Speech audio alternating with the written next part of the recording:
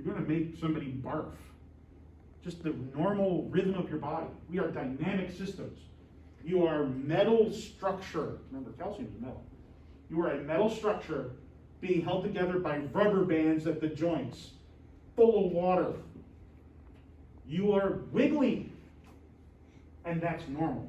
Okay, so landscape mode. Next, I think I have it here. Yep. Elbows in. Right, we want to bring our elbows in. If you have your elbows out while you're doing this, that's more energy put into the system. It makes you bounce more. Makes you wiggly. And we're trying to reduce that. So this is the same stuff. These 5 steps to getting good video on a mobile phone are the same ones that are getting good video on a digital camera. You need to record this. This is project 1. And seriously, yeah, I'm not kidding. You have to be recording me right now because you're going to put this on YouTube. This is your first project. It's graded by existing. Okay. So elbows in. This makes you lock up with your core. I don't want you to squeeze, right? This is not a pec exercise. Bring your elbows in. Rest them naturally. Let your shoulders, let them come down naturally. We're trying to take energy out of the system. Next, you want to turn with your core. Don't turn with your arms. Don't turn with your head. This puts so much energy into it, but it also turns the camera like that, the tilt on it. We don't want tilt. We want panning. We don't want tilting, which happens if you move your arms. This is true with the digital camera as well. The way that we want to do it is we want to turn with our core muscles. The larger muscles in your body can have much more fine, smooth motion because they're larger. It's just there. It's the truth. And you know this because you take it in A&P. So you got your camera, both hands. You're holding it securely. Get your elbows in. Your shoulders relaxed. Natural position. Turning with your core. That way you can pan and follow the action. Right? Very good. Very good. Next, we're going to keep the subject within the middle 75% of the screen. So I'll turn it off on me. One moment. I'm going to turn my camera back on. Okay. I'm going to bring my camera around so that you can see I've got the little bars on there.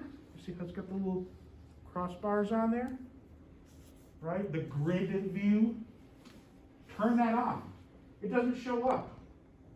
It doesn't show up in the video when someone else looks at it, but that grid is there for a reason. You want to keep people in that center 75% of the screen, right? The center 75, because every single camera on Earth that you will interact with is actually shaped very similarly to your eyeball, in that it is round.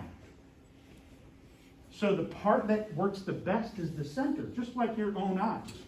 The place that you see the best is in the middle, right? Things are the best focused there. It captures color correctly because the glass of the camera lens does actually sort of change, it's, a prism. It'll do that. So you want that grid on. You're really, oops. I didn't mean to flip it around. Turn back. You want that grid on. And you want to keep whoever it is that you are observing in the middle of that grid. That's that center 75%. Next, either become a tripod or stand in horse stance.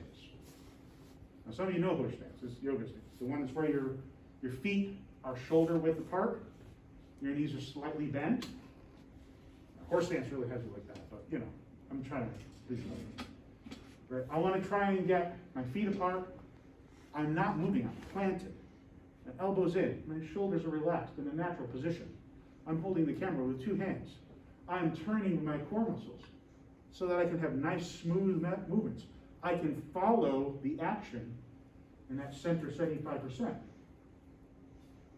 I'm able to get really good video, nice and smooth. But sometimes you have an advantage. Things like desks, things like walls. Everybody get up against the wall. Real quick. I want to show you the doorway. Keep recording. Right? Become a tripod. So like right now you got 2 feet and bipods. Right? But if you can get your shoulder into a wall, right? right? I can take my right foot and plant it down at the bottom, take my left foot, put it out, right? I'm taking me out of the equation. Get up against walls, go, do it. Get it rolling. Like so much room.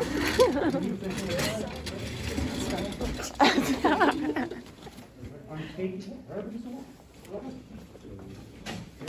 Here we go.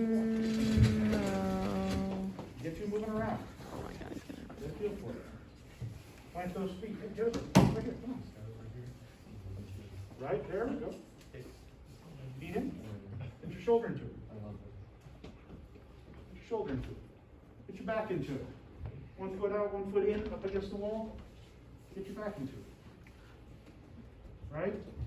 We're having 3 points of contact. Now follow me around the room. You will find it's very easy to get nice, smooth footage of me walking around. Even if I suddenly start going faster. It's easy to get that. I'm jerking around. I'll stop right here. Oh, I go over here. Right? Very easy to get this footage. Because, well, you're not relying on this. You're not doing this, trying to follow me around. You got it sideways. You're holding with both hands.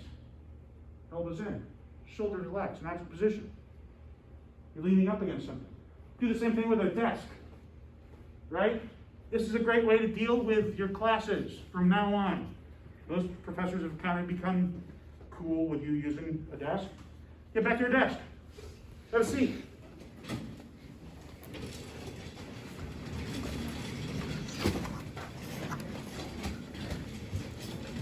All right, you got your phone. We're not done. Elbows, sternum. Lean into it. Get your, yeah, right up against the desk, right up against it. Yeah. 3 points of contact. Become a tripod. Right? Camera weighs nothing now. It's nice and dead level. Easy to keep me right in the middle of that. And I can be up here lecturing and you just turn slightly with your core. And keep me right in the middle. You got yourself up against that desk. Your footage will be viewable. It'll be usable. Because you're sitting there with vertical video and you're swiveling in your chair, as exercise science students generally tend to do, because you guys are wiggly. I got an 8-year-old who's just like you. He's probably going to come here. He's just so wiggly, just like you are. Right? If you're sitting there and you got your rolly chair and it swivels and you're like this footage will make you throw up when you watch it. Right? But this is a great way to take notes. Why would you ever bother writing it down anymore? Just crack out the phone. Lean against the desk. Put it sideways. Record the video. Get everything they say. Get the inflection of the teacher. Ah, so much better. Right? There are 2 more things we have to consider, though. 2 little things. One of them is sound.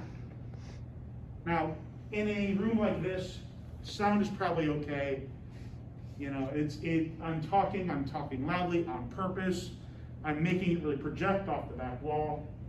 But if I'm one of those things like your chemistry professor, I happen to know there's one of them that does this to you. Chem 222.